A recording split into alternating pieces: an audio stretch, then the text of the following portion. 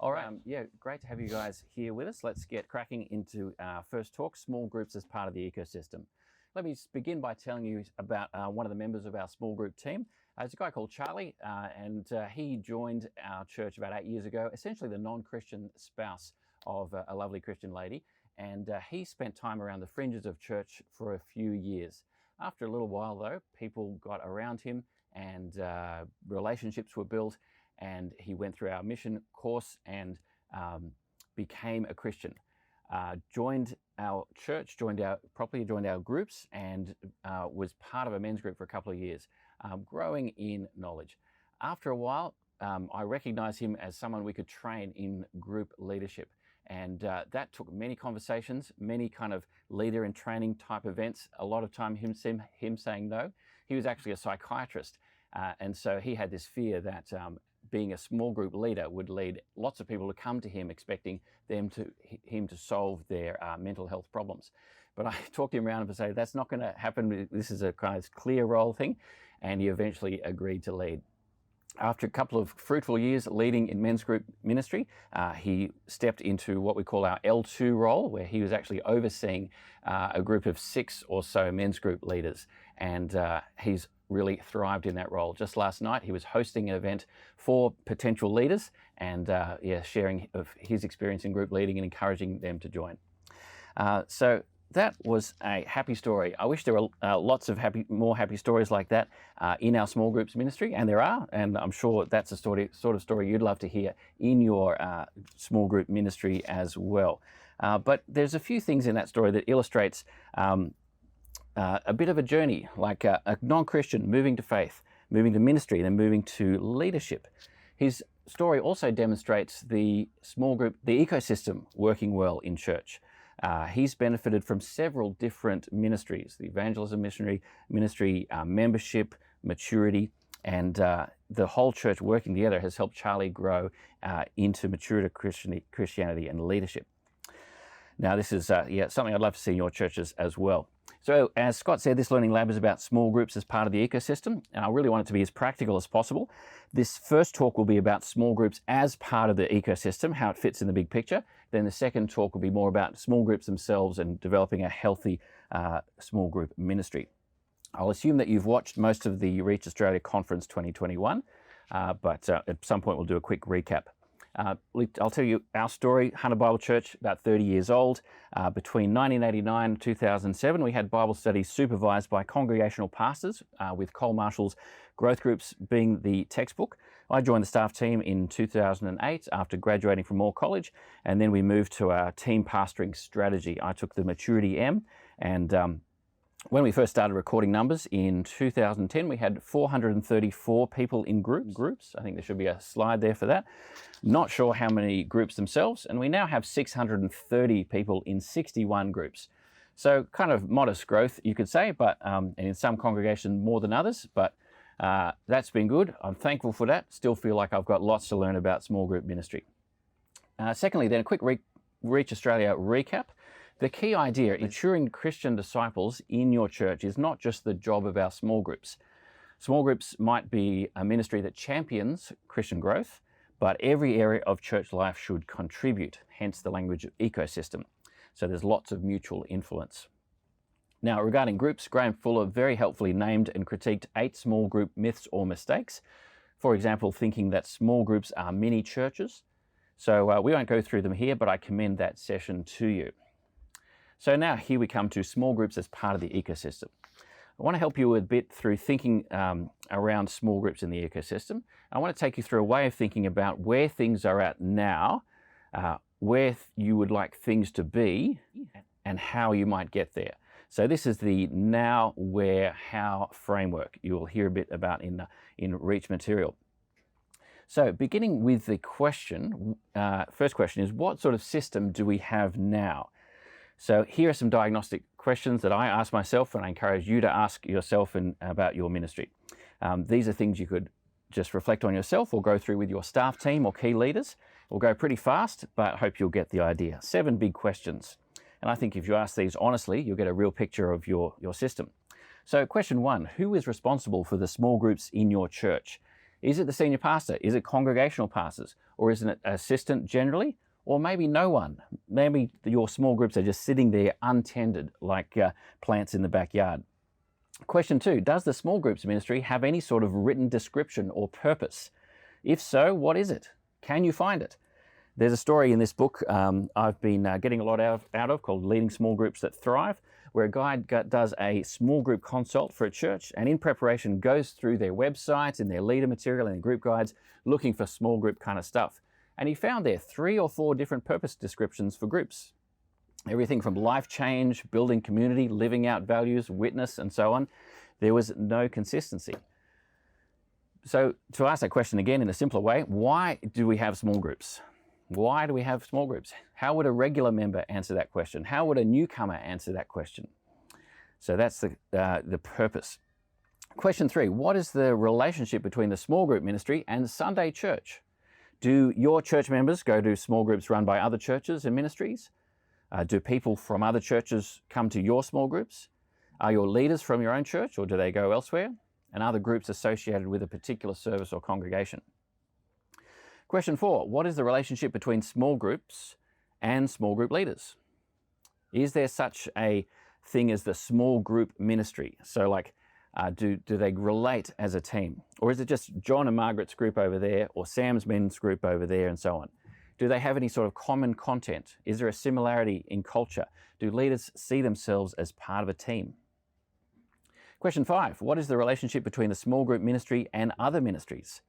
So how do groups contribute to other ministries? And how do small groups benefit from the other ministries? Is there a pathway? How do the different ministries fit? How do groups contribute to mission? Do non-Christians join your groups? Do you have an answer for that question? How do they contribute to new people joining? How do people join? Do groups serve together around church? How do they serve? What role do they have in communication from the senior pastor and other ministries? And what would the regular members of your group say as to how groups fit with the other ministries?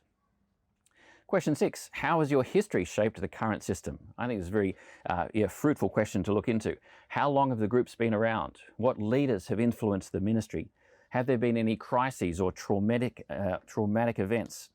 How has COVID shaped your small group culture? So reflect, what does the culture say about your group now? And in question 7, how is your, question 6 was like, how has your history shaped the current system? And question 7 is, how has your cultural context shaped the current system? So like, what is the education level of your members? How far apart do people live? How far will they drive to get to growth group? What are the working patterns? How many of your people do shift work, or are they fly in, fly out workers, or long commutes? What languages are spoken at home? What is the religious or ethnic context in your area? How big are people's living rooms?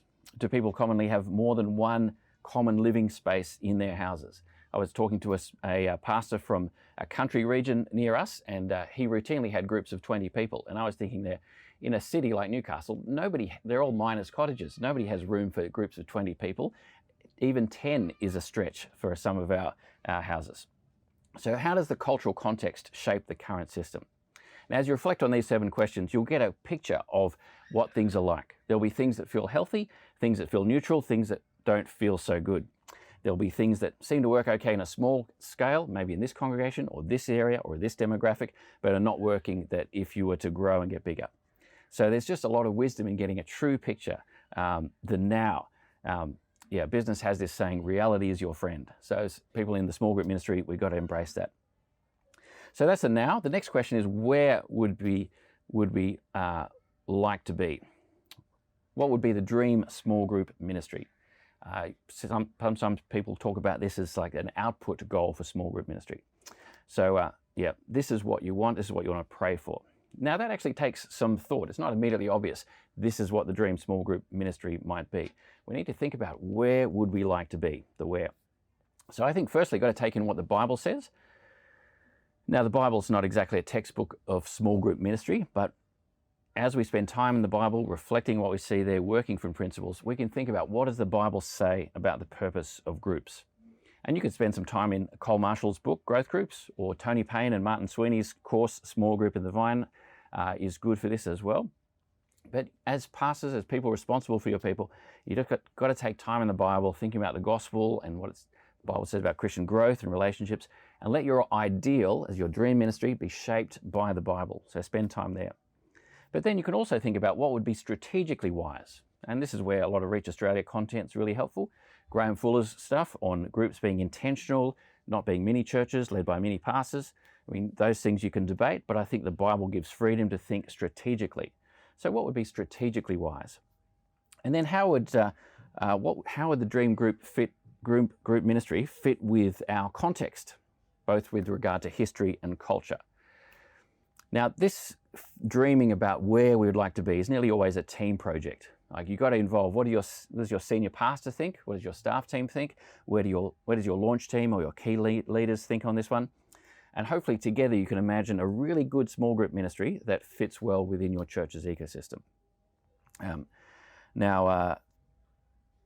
You could turn that thinking into a document, a vision statement, a diagram, an infographic. It doesn't matter. You could have keywords, stuff like a church where everyone knows that you join a group to grow, or that we're a church with groups within 20 minutes of everyone, or a church with clear pathway for newcomers into groups. So you could form that dream however you like, but that's where you want to head.